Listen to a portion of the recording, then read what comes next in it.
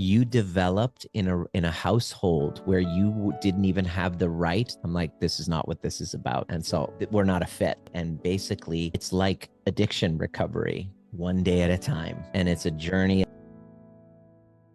How can a person break a trauma bond without overwhelming their nervous system? Because I know a chiropractor.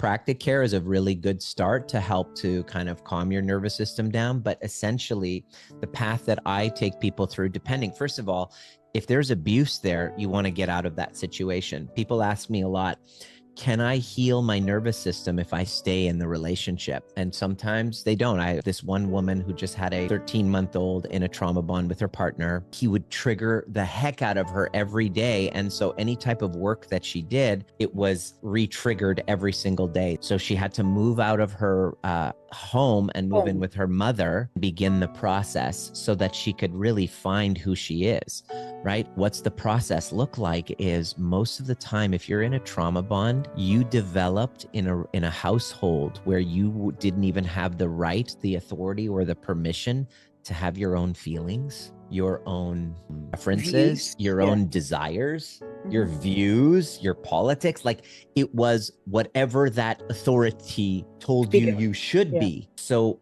when I'm working with people in that scenario, they're like, how do I solve the relationship? Then when we begin the work, they're like, holy crap, I don't even know who I am. And that's where we got to begin, is it's like this is the analogy that I can give you. Great analogy here is you're born into a fishbowl. You're a fish and you're born into a fishbowl of dirty water. You don't know that it's dirty water. You don't know that it's filthy. You just think that that's just normal. So is it a big surprise that when you get married and you leave that fishbowl, you go into another dirty fishbowl because it's normal? You're like, oh, this feels like home. Even though it's toxic, it still feels like home. To heal this, you must exit that fishbowl. And I say, come into our aquarium where the water is constantly being filtered so that you can feel what healthy feels like, because it's weird. My clients feel weird when they tell me no and I invite them to say no to me. They say no and then I say, hey, no problem. I love you anyway. And they go, whoa, that's weird. I've even had coaches and therapists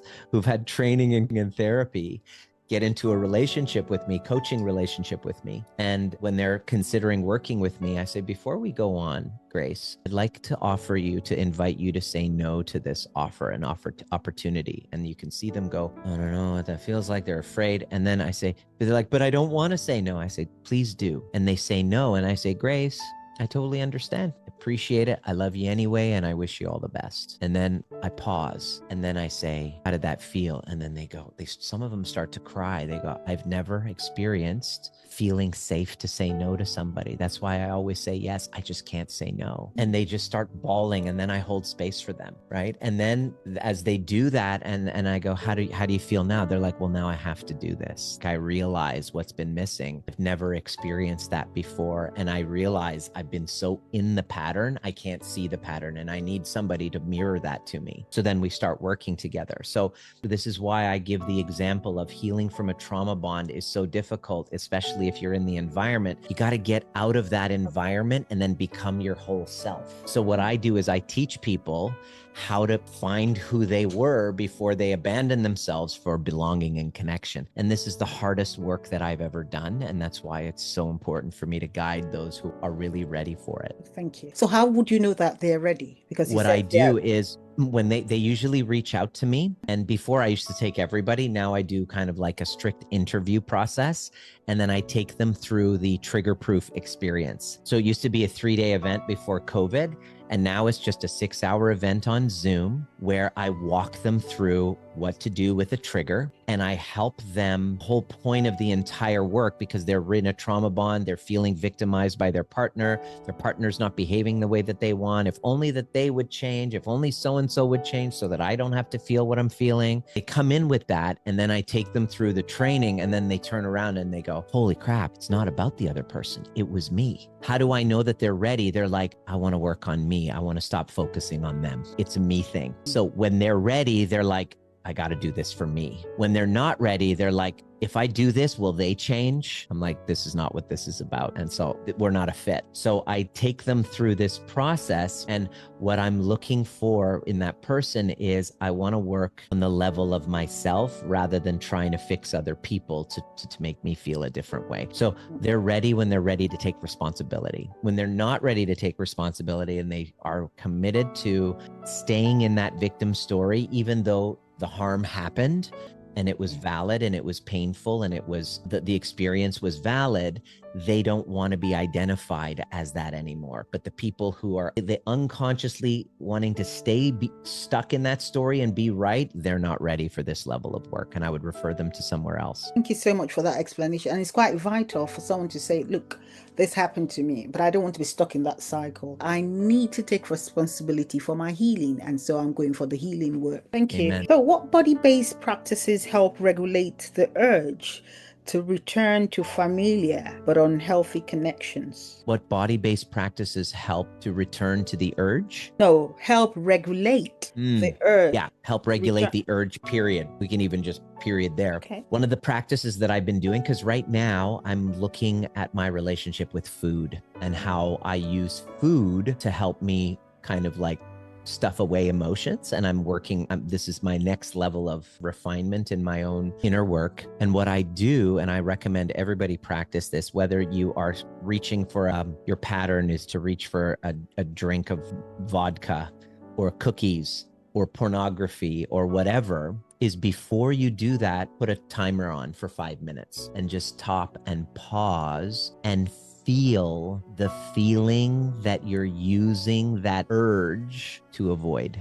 So two things are going to happen. You're going to feel it and you're consciously aware, and that's okay. And then you're going to be like, oh, the feeling is past. Or you'll be like, all right, I'm feeling some guilt and shame. I'll have the cookie. But now you're consciously aware while you're doing it. You're not dissociating while you're eating the cookie or doing the urge or texting the person again or having the sex again, right? So you're getting curious about, what am I using this urge to avoid feeling? And if you can just sit in the feeling of that for 5 minutes and expand your capacity for that feeling, then you can go ahead and choose to do the thing, but you won't be dissociating from it. And you start to reclaim power where you were giving it away. That's a somatic body-based practice. These are the things that not only I do, but I guide my clients to figuring out. Thank you so much. I'm laughing because exactly what you described happened to me yesterday when it came to food.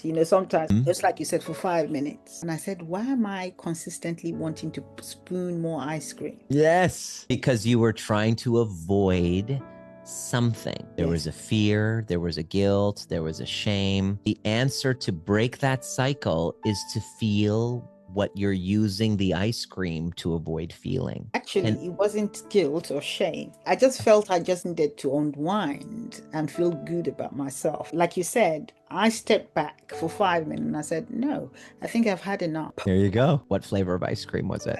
It was vanilla. Oh, cool. So I was like, okay, that's enough. Vanilla with banana. Wonderful. Ice cream. Because I was saying to myself, I'm not going to be having chocolates or cheap ice cream. Banana is healthy. But when like you said, I stepped back for 5 minutes, I said, that's enough. The more I do this, I know I'm not going to be helping myself, overindulging myself. Just becoming consciously aware of, what am I using this to avoid feeling? That's really the question I like to ask. And then I go towards that feeling, and so that it's not the big bad monster anymore. But I got to get going soon. So how do you help clients replace the push-pull cycle with secure connection patterns? It's all about self-love. The push-pull cycle is in the framework that I need that person to complete me. The way that we do it is to do something very counterintuitive, is we put the other person away and we go and we work with, what is it within me that is looking for completion outside of me. So there's a younger part of me that needs my love that I'm using the other person to try to acquire. So it's all inner work. Okay. If someone realizes they're stuck in a trauma bond or codependent cycle, what is the first step towards healing? And the last, both intertwined. What message would you give someone who feels exhausted from repeating the same relationship patterns and is ready for change? I honestly, you can't get around this, is to find a guide and a community to help you uncover the unconscious dynamics at play. Because there's no way, there's no way that I can become a good piano player without learning how to play the piano. There's no way that you are entitled to have a healthy relationship without healing that relationship within yourself. So because there's so many blind spots, your job is to find a guide and a community. And basically, it's like addiction recovery, one day at a time. And it's a journey, it's a spiritual journey towards finding love and appreciation within yourself, the one that you've been seeking outside of you to try to replace, and to find completion in yourself, become a secure person within yourself, so that when you're, and here it is, and to master the skills of rupture and repair, because it's a skill. Relationship, authentic, healthy relating is a skill. We're not entitled to know if we don't learn the skills. So mastering these skills of rupture, repair, self-regulation, nervous system regulation, understanding where these triggers come from and how to self-regulate through them. These are skills. So find a guide and a community and master it. Thank you so much. Journal reflection before you leave. What am I ready to release? What kind of relationship do I want to create moving forward? Listeners, reflect on this. Thank you so much, Nima, for coming on the show. It was a pleasure having you. Oh, good. Wonderful conversation. Thank you. Would you want to do a part B? Love to. Yeah. What I'd like for you to do is to make sure you link my... Be safe and be positive. And don't forget to check out our social media handles. Thank you. Bye for now.